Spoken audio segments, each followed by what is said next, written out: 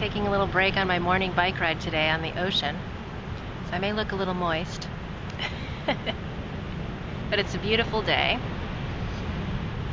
And what I wanted to talk about is this awakening that I had around love. I talked in my last video about the mayonnaise of love and fear. And then I talked in the previous video about outrageous love.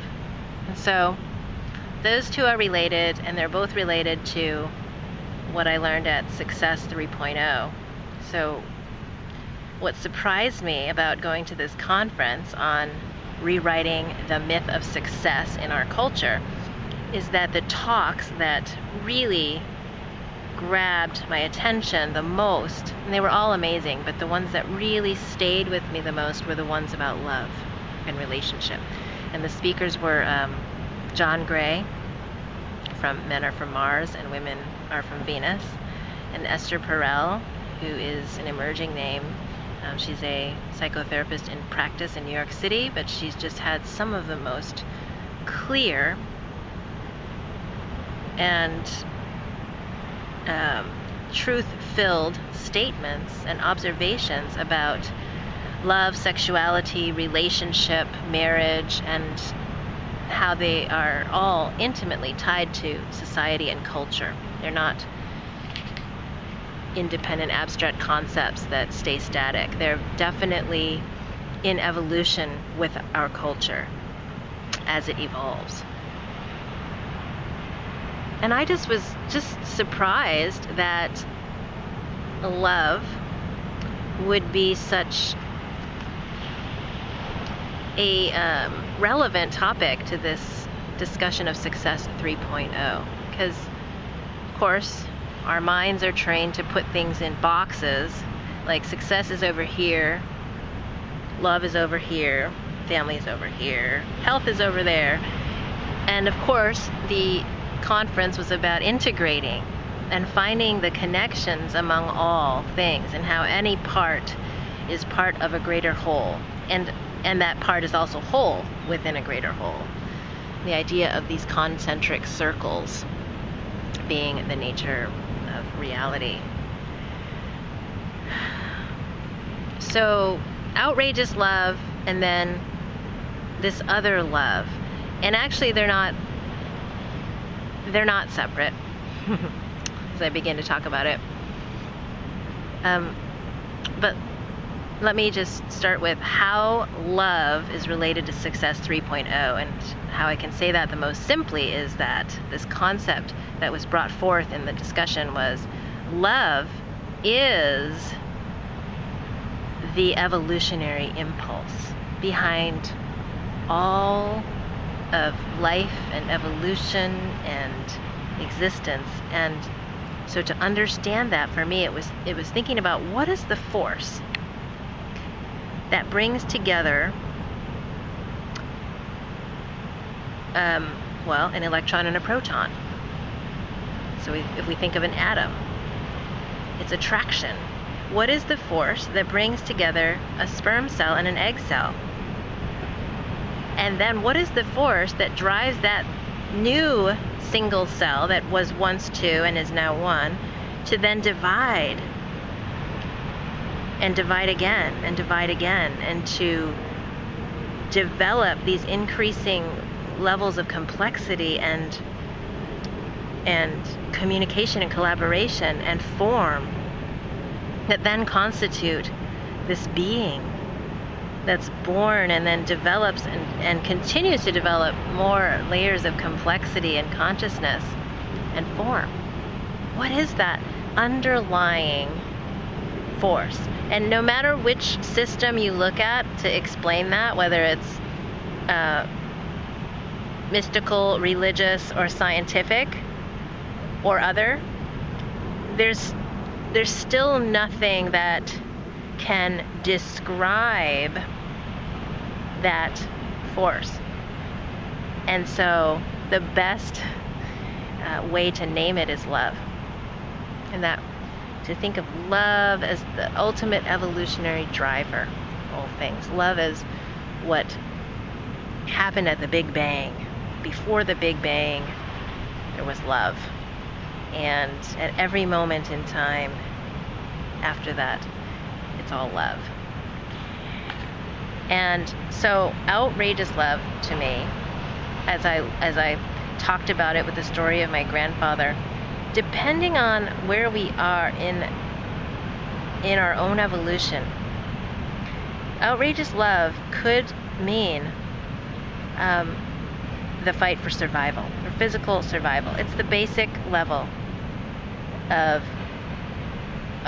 life that we need to overcome to be. So we do need to survive. And so outrageous love may mean, doing all those things to sacrifice to get the basic needs met. And whatever you perceive as survival in that moment. So what is the most basic need of someone whose purpose it is to be in this world, to write books and to have freedom of expression?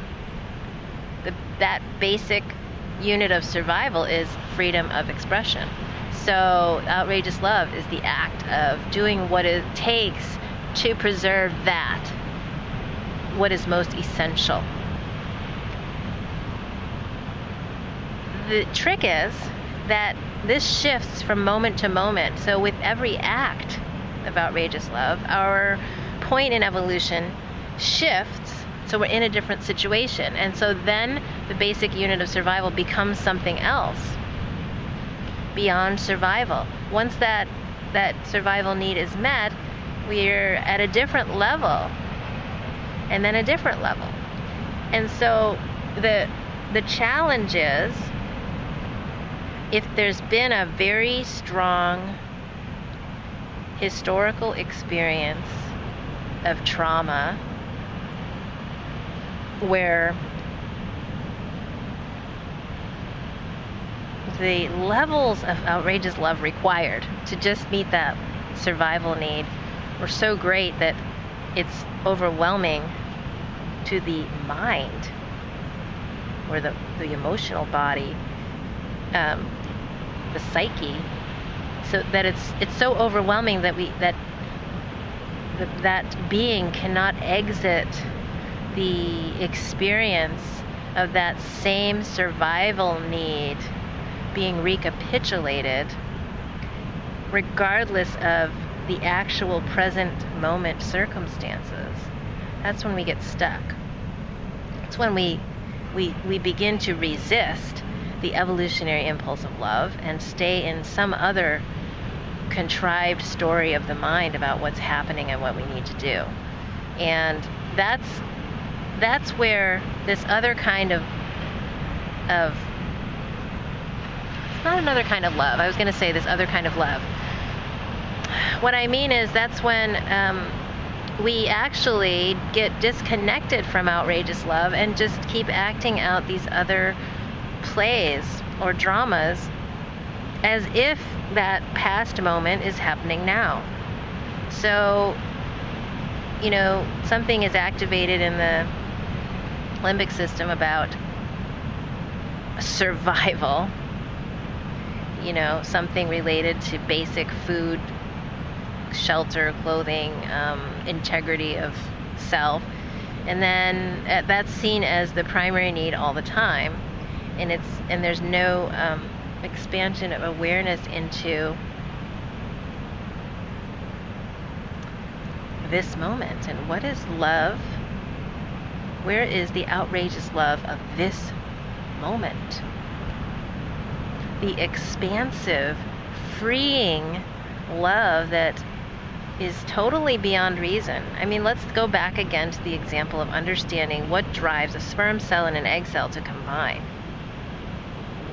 against all odds, and to form another cell that then divides and divides and divides and becomes this complex form.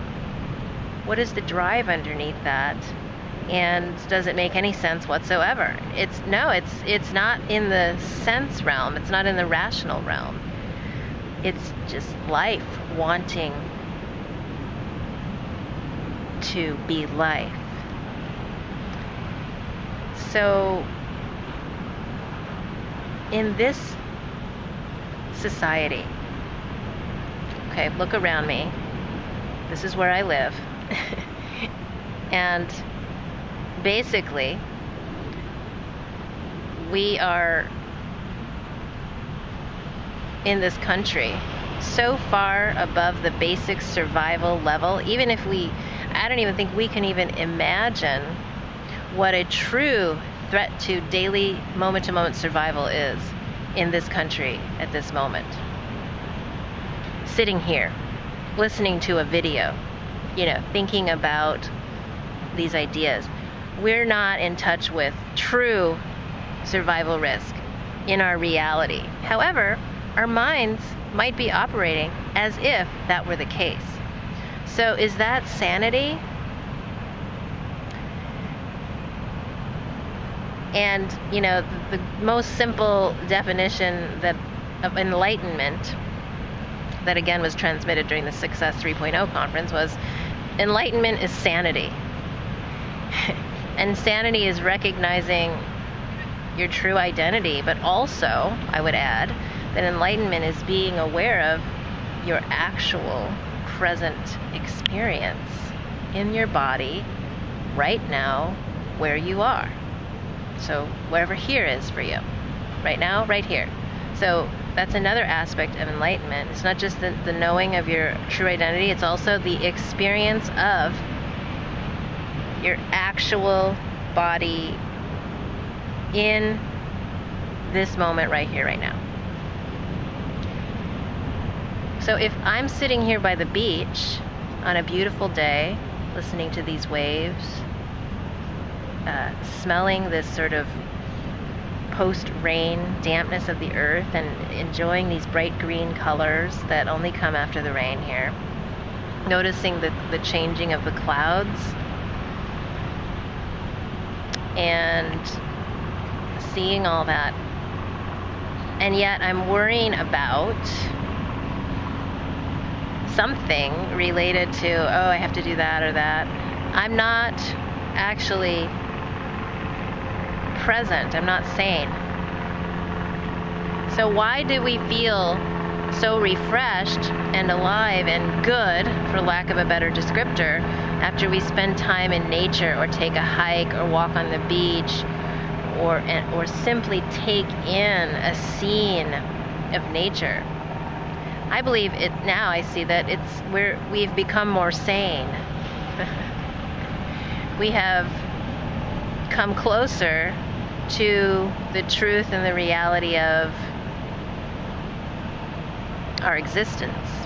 So we just describe that as good, for lack of a better descriptor.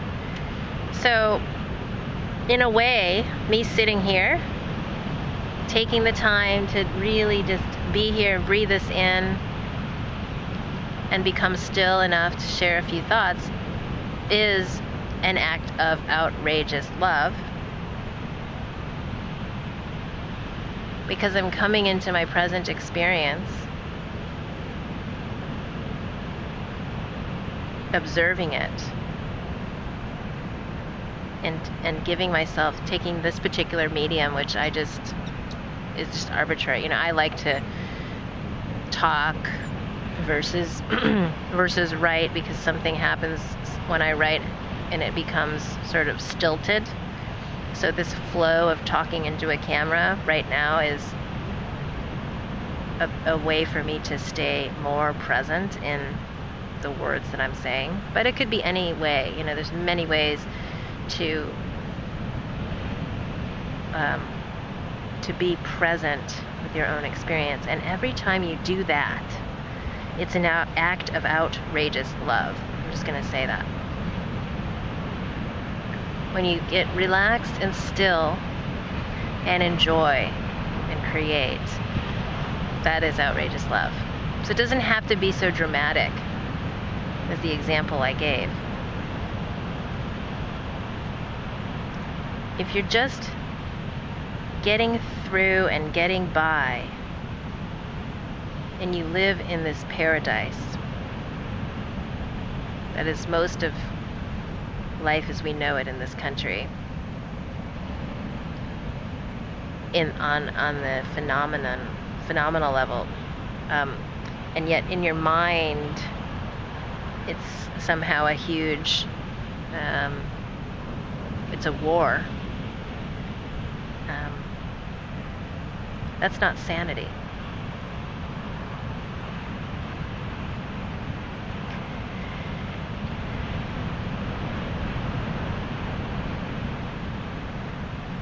So for me, it did require moving to an area where I could see this every day and get really a lot of absorption and exposure to this kind of beauty and presence and stillness, to wake up to the feeling in my own being of what all this means.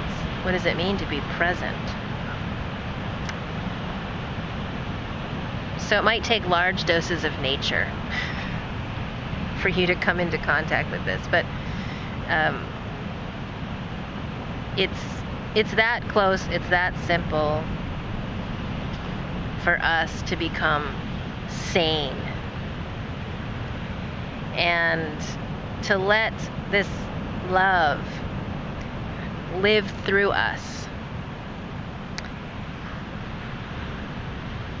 And the last thing I'll say about that is that it's this love, this evolutionary, expansive love does not express itself as fear and protection and contraction and isolation.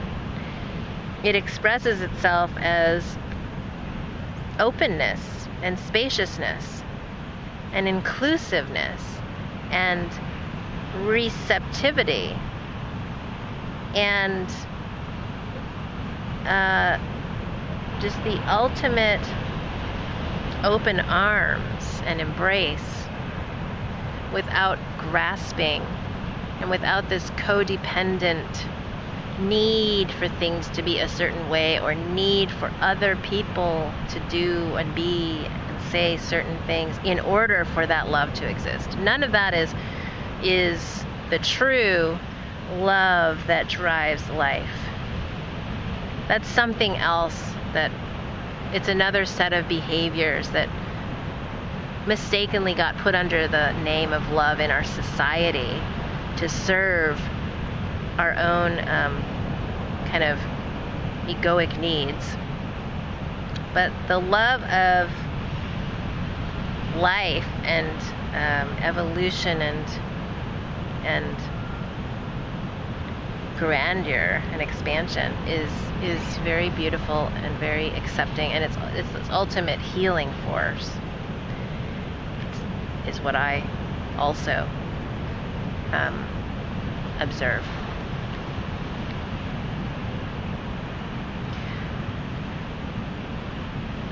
So that's what I have to say about love today. There'll be more to come on this topic, and it's a big one. Enjoy your day.